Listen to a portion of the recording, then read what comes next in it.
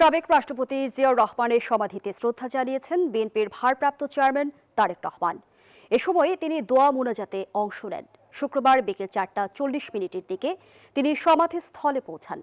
এ সময় তার সাথে ছিলেন বিএনপি মহাসচিব মির্জা ফখরুল ইসলাম সহ দলের সিনিয়র নেতাকর্মীরা। দুপুরে বাদ-জুমা বাসা থেকে বের হন তারেক রহমান। পরে কবর জিয়ারত শেষে জাতীয় স্মৃতিসৌধের পথে রওনা দেন তিনি। তারেক রহমানের আগমনকে ঘিরে সমাধিসৌধ এলাকায় ভিড় করেন দলটির নেতাকর্মীরা।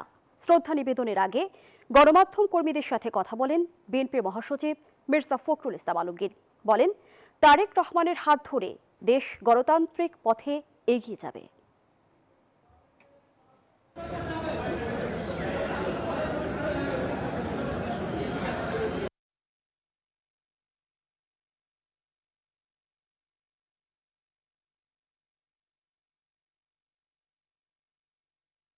আমরা সবাই বাংলাদেশে শুধু দল নয়, গোটা বাংলাদেশের গণতন্ত্রপ্রেমী মানুষ আমরা আজকে অপেক্ষা করে আছি এই নেতার নেতৃত্বে একটা সত্যিকার অর্থেই একটা সুখী সমৃদ্ধ গণতান্ত্রিক বাংলাদেশ নির্মাণের জন্য।